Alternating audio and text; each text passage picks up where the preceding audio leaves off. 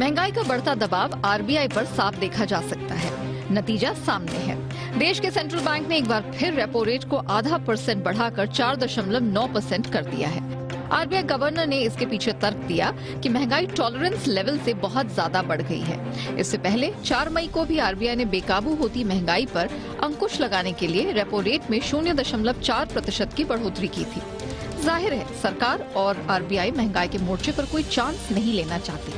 फिलहाल आरबीआई ने कारोबारी साल 2022-23 में अपने महंगाई दर के अनुमान को 5.7% से बढ़ाकर 6.7% कर दिया है।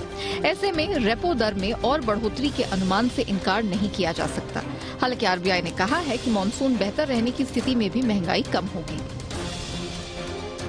The MPC voted unanimously to increase the policy repo rate by 50 basis points to 4.90% with immediate effect. Repo rate बढ़ने के असर की बात करें तो इससे बाजार में लिक्विडिटी में कमी होगी, चीजों की मांग कुछ घटेगी और महंगाई कम होगी। जियोपॉलिटिकल संकट खासकर यूक्रेन जंग के चलते सप्लाई चेन में दिक्कतें आई हैं। इससे फ्यूल और कमोडिटी की कीमतों में असामान्य उछाल आया है। वहीं ग्लोबल लेवल पर इकोनॉमी में स्लो डाउन आया है। डॉलर के मुकाबले सभी करेंसीज में कमजोरी देखने को मिली है। इससे हमारा इंपोर्ट महंगा हो गया है। फ्यूल, खाने का तेल सहित रोजमर्रा की चीजें महंगी हुई हैं। अप्रैल में महंगाई लगातार 7वें महीने बढ़कर 8 साल के हाई यानी कि 7.8% पर पहुंच गई है। होलसेल महंगाई भी 13 महीने से डबल डिजिट में बनी हुई है और अप्रैल में ये 15% के रिकॉर्ड आंकड़े को पार कर चुकी है। बैंकिंग सिस्टम से लिक्विडिटी को कम करने के लिए आरबीआई ने एक और हथियार चलाया है। उसने स्टैंडिंग डिपॉजिट फैसिलिटी रेट यानी एसडीएफ रेट को ½ % बढ़ाकर 4.65% कर दिया है। यानी बैंकों का अतिरिक्त पैसा जब आरबीआई के पास जमा होगा, इससे बाजार में लिक्विडिटी और कम होगी।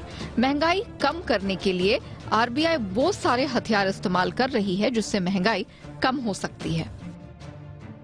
महंगाई को लेकर आरबीआई की चिंता की एक और बड़ी वजह वर्ल्ड बैंक के वो ताजा आंकड़े हैं जिसमें उसने दुनिया भर के देशों के ग्रोथ अनुमान को घटा दिया है। वर्ल्ड बैंक के मुताबिक दुनिया स्टैगफ्लेशन की ओर बढ़ रही है। इसका सीधा और सरल मतलब है कि महंगाई बढ़ रही है और ग्रोथ स्थिर है या इसमें गिरावट हो रही है। स्टैगफ्लेशन दुनिया भर की इकोनॉमी के मंदी की ओर बढ़ने का ट्रिगर माना जाता है। अब देखना होगा कि रिजर्व बैंक के फैसलों से क्या महंगाई काबू में आती है या सरकार को सप्लाई बढ़ाने के उपायों पर और ज्यादा काम करना होगा। अभी तो सीधा खामियाजा उन लोगों को उठाना होगा जिनके होम लोन की ईएमआई जा रही है या जो हाल फिलहाल में सस्ते होम लोन का फायदा उठाकर घर खरीदना चाहते थे। ब्यूरो रिपोर्ट, जी मीडिया।